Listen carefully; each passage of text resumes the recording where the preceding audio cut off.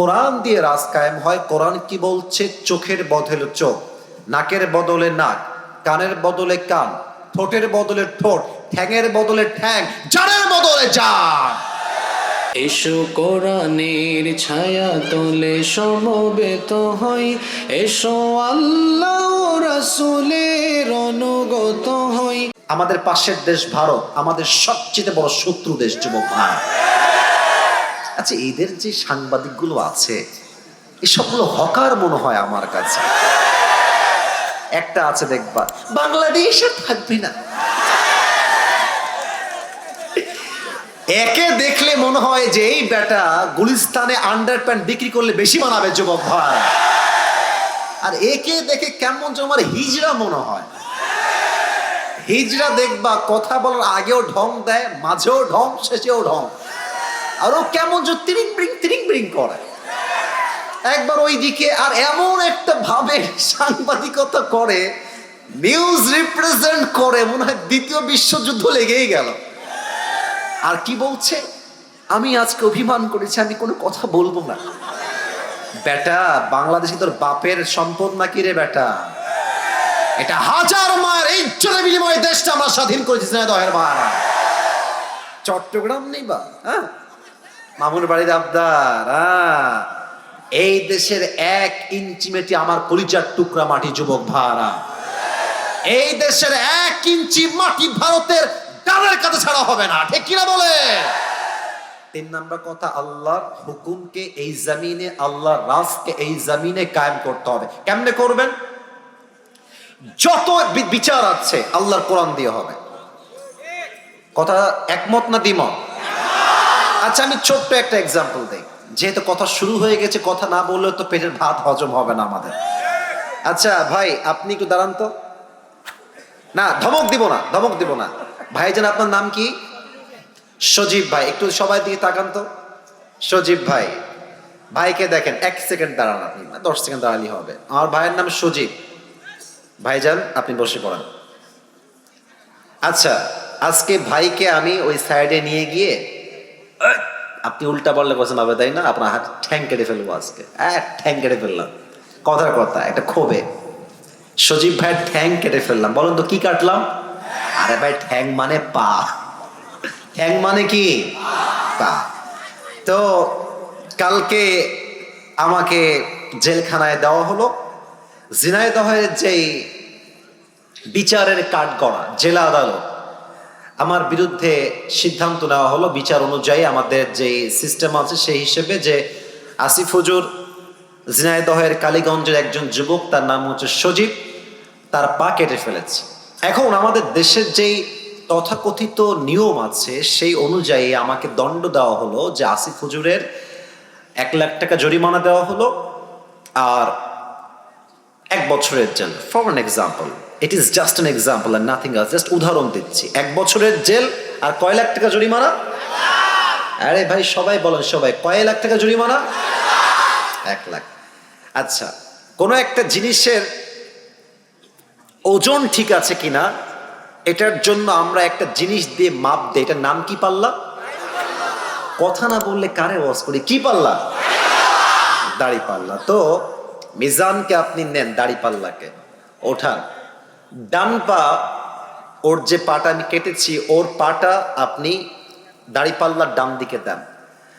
আর আমাকে যে 1 লাখ টাকা জরিমানা করা হয়েছে, 1 লাখ টাকা নেন, আর 1 বছরের জেল বাম দাড়ি পাল্লায় রাখেন। তাহলে এদিকে সজীবের ডান পা, আর এদিকে আমি আসিফ হুজুরের 1 লাখ টাকা আর 1 বছরের জেল। টান দেন তো, সমান সমান হবে? সমান সমান হবে? হবে না।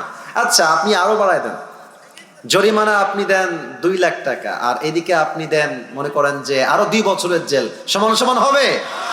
যদি কোরআন দিয়ে রাজ কায়েম হয়, কোরআন কি বলছে? চোখের বদলে চোখ, নাকের বদলে নাক, কানের বদলে কান, ঠোঁটের বদলে ঠোঁট, ঠ্যাঙের বদলে ঠ্যাং, জানের বদলে জান। ওর ঠ্যাং জানি কেটে ফেলেছি, ওর ঠ্যাংটা ডান পাল্লায় দেন, আর আমার ঠ্যাংটাও কেটে ফেলেন, বাম পাল্লায় দেন, টান দেন, দেখবেন সমান সমান হয়ে গেছে। তাহলে এই দেশে যদি আপনি ইসলামের রাজ কায়েম করেন, কোরআনের রাজ কায়েম করেন, পুরো দেশটাই সোনার দেশ হয়ে যাবে। আমার 2 বছর আগে আল্লাহ তাআলা আমাকে উমরাহ করার একটা সুযোগ দিয়েছেন, আলহামদুলিল্লাহ। আমি নবীজির রওজায় গিয়েছি, মক্কায় গিয়েছি, মদিনা আমি ভিজিট করেছি। তা আমার এখনো মনে আছে, মদিনায় যখন আমি গেলাম ফর দ্য ফার্স্ট টাইম, তখন বাজে রাত 2টা বা 3টা।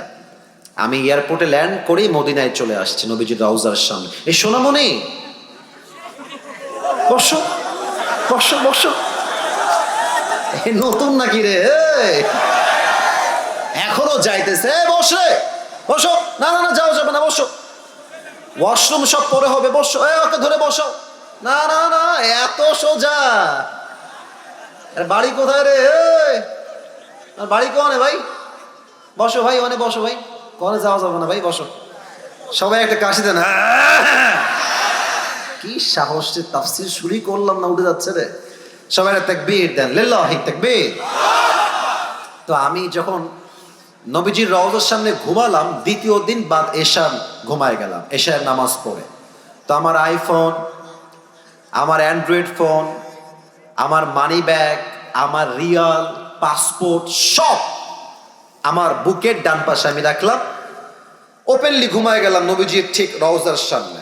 আইফোন রাখা, অ্যান্ড্রয়েড ফোন রাখা, টাকা রাখা, রিয়াল রাখা, বাংলাদেশি টাকাও সেখানে ছিল, মানি ব্যাগ ছিল, পাসপোর্ট সব ওখানে রাখা আমার। তা আমি ঘুমালাম ঠিক এশার নামাজের পরে।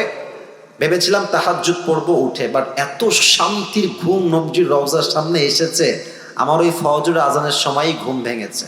তো আমি যখন ঘুম থেকে উঠে ঠাস করে উঠছে লাফ দিয়ে, তো দেখছি যে আমার আইফোন যেখানে ছিল ওখানেই আছে, টাকা টাকার জায়গায় আছে, ওয়ালেট ওয়ালেটের জায়গায় আছে, রিয়াল রিয়ালের জায়গায় আছে, পাসপোর্ট পাসপোর্টের জায়গাতেই আছে।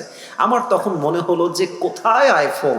আমাদের দেশে আন্ডারপ্যান্ট রেখে ঘুমালেও দেখবেন চুরি হয়ে গেছে।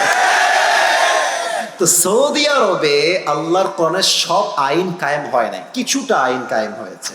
সৌদি আরবে এই নিয়ম আছে, ওয়াসারিকু ওয়াসারিকাতু ফাকতাউ আইদিয়াহুমা জাযাআন বিমা কাসাবা নাকালাম মিনাল্লাহ। যদি কেউ চুরি করে ফেলে, সঙ্গে সঙ্গে cut down his right hand, হাত কেটে ফেলো। এই জন্য সৌদিতে অন্য পৃথিবীর প্রত্যেকটা দেশের চাইতে চুরির সংখ্যা কম, শান্তি বেশি। যুবক ভাইরা ঠিক কিনা বলো? কয়েকটা আইন দিয়ে যদি দেশটা এত শান্তি হয়ে যায়, কোরআন আইন দিয়ে, আমার তো বিশ্বাস যদি আগামীকাল এই দেশটা কোরআন দিয়ে চলতে শুরু হয়ে যায়, পুরো দেশের প্রত্যেকটা ইঞ্চি ইঞ্চি মাটি কোরআনের মাটি হয়ে যাবে। জিনাদার ভাইরা, আল্লাহ এই দেশটা আমাদের সবাইকে দেখার তৌফিক দান করে। পড়া আমি না, জোরে বলুন সবাই আমিন। এসো কোরআনের ছায়া তলে সমবেত হই, এসো আল্লাহ রাসূলের